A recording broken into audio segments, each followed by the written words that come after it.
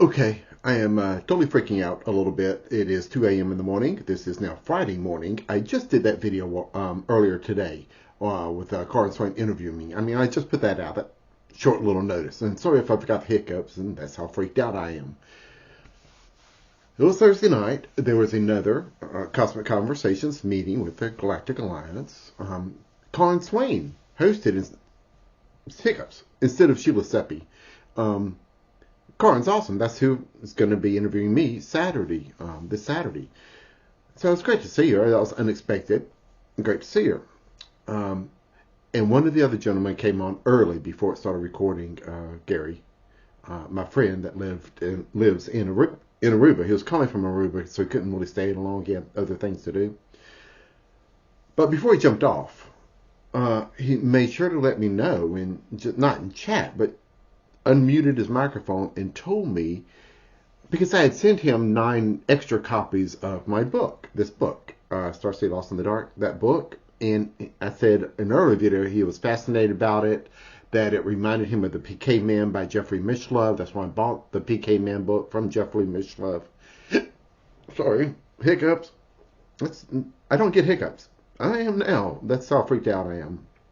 Completely freaked out.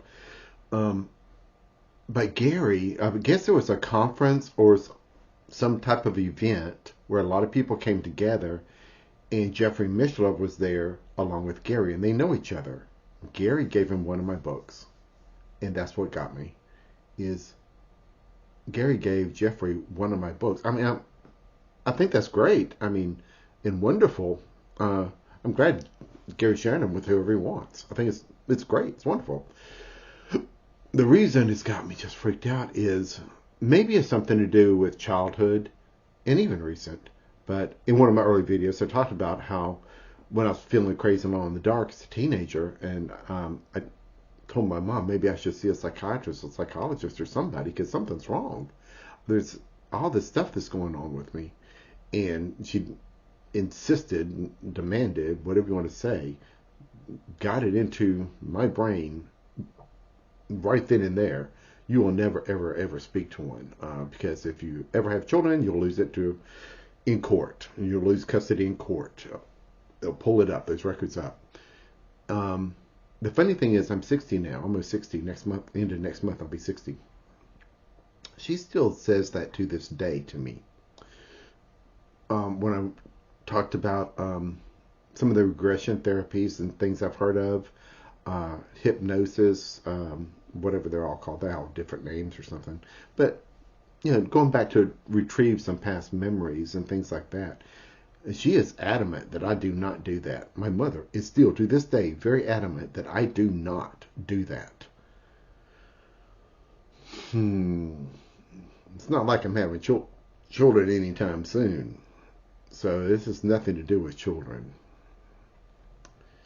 Anyway, I think maybe because you said that for all my life, as long as I know, that's maybe it's just ingrained from childhood with that. For me, Gary I think he was kind of joking. It's like, maybe Jeffrey Mishlove will have you on his show. And I'm like, oh my God. That makes me super nervous because he has all these famous people. I mean, the ones I've watched with Bigelow, one of the Bigelow guy. I had Bigelow Airspace, Skinwalker Ranch, all this, I mean, knowledgeable, amazing people on there. Oh, that's not me. I like gardening, I get out and work and do stuff. So, I think Gary's just kind of laughing about it. That's never going to happen. That'll never happen because it's just me. But just thinking about Jeffrey Mishlove got a copy of my book. Yeah, that freaked me out. I'm glad he's got it. If he gets really bored one day, maybe he'll read it. I don't expect him to. I really don't, because he's got so much on his plate. He's got all these videos and probably all these appearances and conferences he goes to, like everybody else. I mean, people are busy. People have lives. People have businesses that they have to attend to, and that is absolutely normal. So I don't expect them to read it, just some random person's book they got handed it into. I don't expect them to read it. That's all right. That's totally all right. The way I look at these books, because I give them away. Like into this month, I'll be in Dallas bringing a couple hundred more books just to give away for free. Um, because the way I look at it is I trust that they'll, oh, here, hiccup still. I trust that they will find their way to at least some people that might need it, might get something out of it, might not feel so alone, might have dealt with some similar issues, and maybe it'll help them in some small way. And that's a positive right there, and that makes it worth it right there. Is hopefully, not hopefully, I trust, I believe, I know that they'll find their way. They'll just find their way to where they need to be. That's it. Oh, hiccups. God, what's happening? I don't get hiccups. No. Well, maybe it was with the allergy shots and stuff earlier, and the antibiotics I'm on now just started. So maybe that's part of it. I don't think so. I usually don't get hiccups with it. I think it's just oh, I'm still just realizing it, just letting it sink in. Just, wow. Because for all this time, I've talked about 50 years living in my crazy, dark little world. Trying to separate yourself from as two personalities, the one that lives in the regular world that everybody sees, and the one you have to keep hidden. And with this stuff happening, faking half a life, pretty much for 50 years. Faking part of you so other people don't see it. And now, is it psychiatrist or psychologist? What Jeffrey Mishlove is? I'm not sure what he is. He's a PhD. I got his book right there. It's a PhD. But he's one of them. Parapsychologist, psychiatrist, psychologist, something like that. Psychologist. But a psychologist is my point now. Oh, believing I'm crazy for 50 years and maybe it really all is. I bet. No, it's not. It can't be. It just can't be. And that's not. But is that a psychologist is going to know more about me now than most people. Because like Sheila Seppi, I don't think she's actually read my book. I've talked a lot to her in interviews and things about a lot of things, but it's impossible to put everything out there. It's been so much. With Karen, even with these 6 pages I recently sent her, there's a lot in there. And that's still not everything, not near everything. I put a lot in this book, but I never even included the astral traveling in this book. There's a lot I don't include in the book. It's too much. It's just too much. But the book has a lot of it. A lot of the details that I've mentioned here on videos. I talk about it. I do go into detail, very fine detail. I was just reading a short part just a while ago about the silver sword. And then when I went to the mentorship, how it kind of confirmed that that's what was for comfort, and that's what I used it for teenage college years, was for comfort, for lost souls kind of thing. And then to find it out later here in my 50s, that's a real thing in some of these techniques. That's when my life works. It's like things that have happened throughout my life have been written in these kind of books like that. Have been written in books like this. Look, you can't even see it. What is that? Kizavina? Book of Knowledge Kizavina? Written in books like that. And then most recently finding this one, with Jeffrey Mishlove, and somebody that's like me. I mean, really close like me with a lot of this.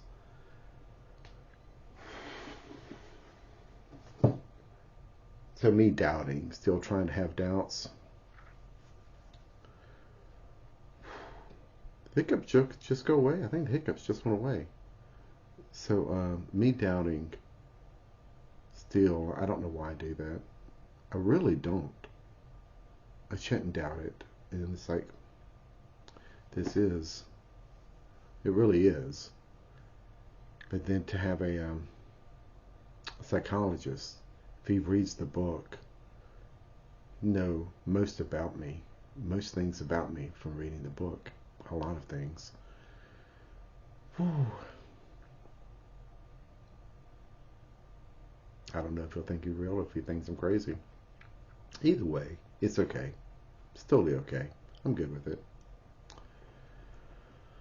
I think it was that initial startle, that kind of startle, that somebody like that. But somebody like that is okay. It's the best person to have it, really. You know, thinking about Jeffrey and what I see when I see him. I'm glad he's got it, but he may never read it, and that's okay. That's completely okay. I think it was just a shock, just a shock. Um,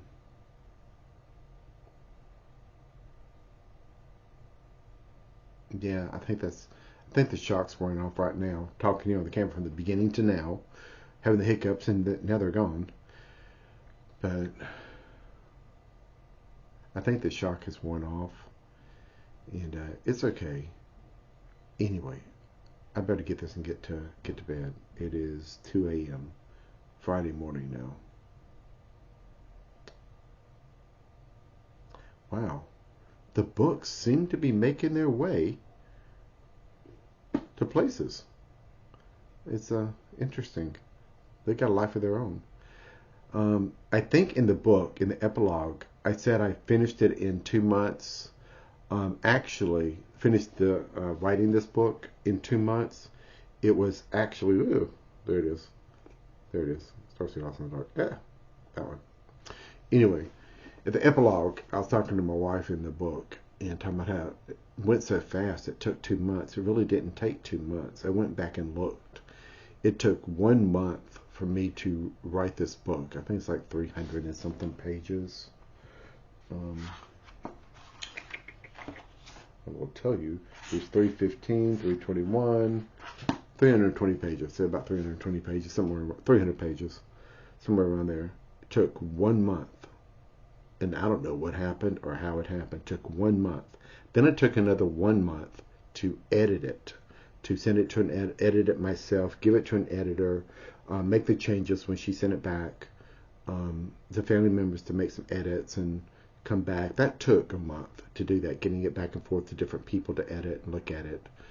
That took a month. And then it took another month for me to do final formatting. I did a little formatting up front. Actually, I don't think I did. I kind of had to reformat the whole thing for this book style. I just typed it out in Word. Maybe I did do formatting up front, but it came out pretty good. But I still had a lot of formatting to do and chapters and table of contents to include, and then do the cover art and taking a picture myself of the cover art down at the Pink House and finish that up. So I did all that myself. I did everything myself, and that took another month for the cover up, the formatting, to get my account set up on Amazon and do it through them, through their KDP Publishing, and did it through their publishing, the Kindle Direct Publishing kind of app, whatever they've got, their publishing company. So I did it through them. And then I just let it happen, not pushing it, not telling people to buy it. The books are finding their way. I've bought at Arthur's price at this point 17 or 1800 of them, and sent them out to different peoples and given them away, taking them to libraries in groups of 10 around different states, and just dropping off at libraries to donate them in case people. They're free books, and they have their barcodes on the back and it's got the Library of Congress publication in the front for all that kind of stuff. I am rambling. It is 2 o'clock in the morning. I will quit. But the books seem to be making their way, and I hope they find their way to people that may find a bit of help in them or something a bit useful. See you later.